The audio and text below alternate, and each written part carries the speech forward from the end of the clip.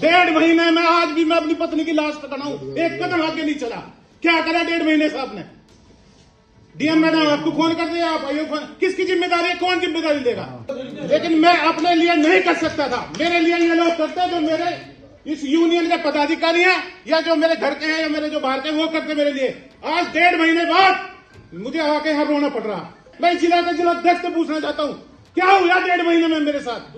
अगर ये घटना मेरे साथ ना होगा, मेरे किसी और भाई के साथ हुई होती ना, मैं सारे जिले को हिला कर रख देता। लेकिन मैं आज इतनी मजबूरी में हूं, अपने लिए कुछ नहीं कर सकता। किसी अपने को खोने के बाद भी अगर कोई जांच ना हो, कोई एक्शन ना हो और कोई रिजल्ट नजर ना आए, तो शायद इंसान की जुबान में ऐसा ही दर्द नजर आता है। बागपत से एक ऐसा मामला सामने आया जिसने बड़े सवाल उठा दिए।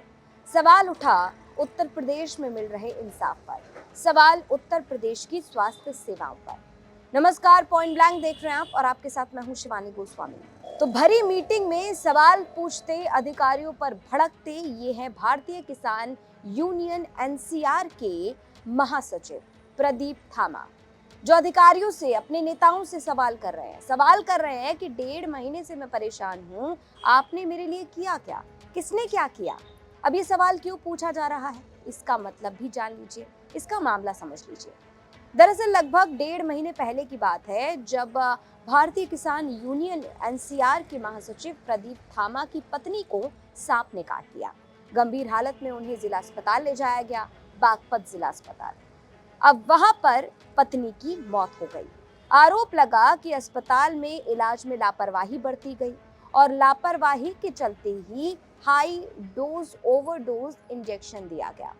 आरोप लगाया गया कि ओवरडोज इंजेक्शन की वजह से जिला अस्पताल में भारतीय किसान यूनियन एनसीआर के महासचिव प्रदीप थामा की पत्नी की मौत हो गई। लगभग डेढ़ महीने का समय बीत चुका है। उस वक्त जब ये मामला हुआ तब सीएमएस साहब ने कहा कि जांच की जाएगी, जांच के बाद एक्शन भी लिया जाएगा। लगभग डेढ़ महीने का समय बीत चुका है और अभी तक ना तो कोई जांच रिपोर्ट सामने आई है और ना ही कोई एक्शन लिया गया है। अब ये जो सब्र का बांध था वो एक साथ टूट गया। मीटिंग चल रही थी अधिकारियों के साथ और पार्टी के नेताओं के साथ, जिसमें भारतीय किसान यूनियन के महासचिव प्रदीप थामा भड़क गए और बड़े सवाल करने लगे। पूरा वीडियो देखिए। अगर हम उसी दौरान इस अस्पताल में आग लगा देते ना और इस सड़क को रोक के बैठ जाते तो 15 दिन में जांच भी हो जाती, रिपोर्ट भी आ जाती, सारे काम हो जाते। लेकिन हम अपने लिए नहीं कर सकते थे। अगर किसी और भाई के साथ हो जाता तो मैं कर देता, और का तो मुझे पता नहीं किसी का, लेकिन मैं कर देता। लेकिन मैं अपने लिए नहीं कर सकता था। मेरे लिए ये लोग करते जो मेरे इस यूनियन के पदाधिकारी हैं या जो मेरे घर के हैं या मेरे जो बाहर के, वो करते मेरे लिए। आज डेढ़ महीने बाद मुझे आके यहाँ रोना पड़ रहा। इन्होंने क्या करा? क्या प्रशासन ने करा? क्या मेरे यूनियन के पदाधिकारियों ने करा? और क्या किसने करा? मैं सबसे पूछना चाहता हूँ। मैं आपसे नहीं पूछना चाहता क्योंकि आप नए आए हो।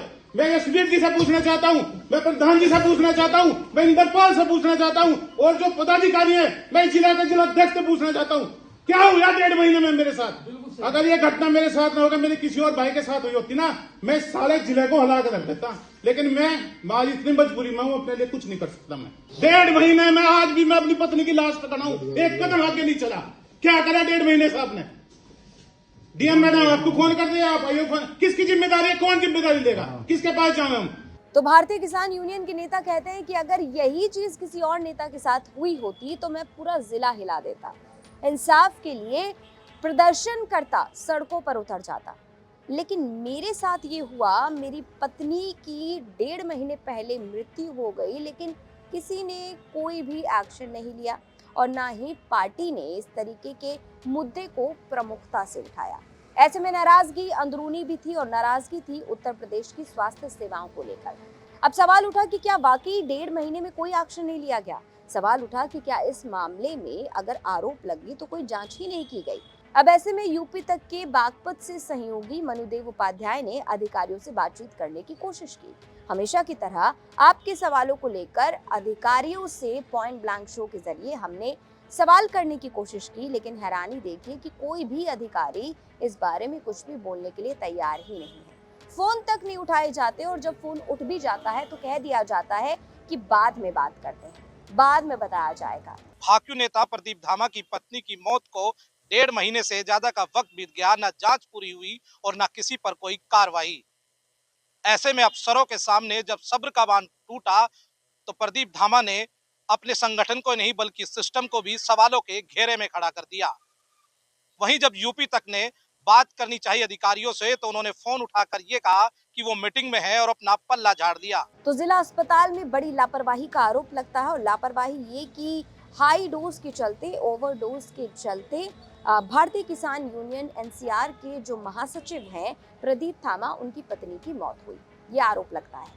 लेकिन 1.5 महीने तक ना कोई एक्शन दिखता, ना कोई कार्रवाई दिखती। और हैरानी की बात यह कि जब हम अधिकारियों से बातचीत करने की कोशिश करते हैं, जब पॉइंट ब्लैंक शो के जरिए हम अधिकारियों से सवाल करने की कोशिश करते हैं, तो कोई अधिकारी कैमरे पर आकर कुछ जवाब देने के लिए तैयार ही नहीं है।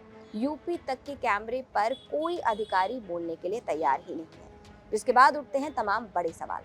तो तमाम जिम्मेदार अधिकारियों से हमारे यानी यूपी तक के ये कुछ सवाल। पहला सवाल, क्या अब तक कोई भी जांच नहीं की गई है? दूसरा सवाल, क्या अपनी लापरवाही को छुपाने के लिए अस्पताल प्रशासन लीपापोती कर रहा है?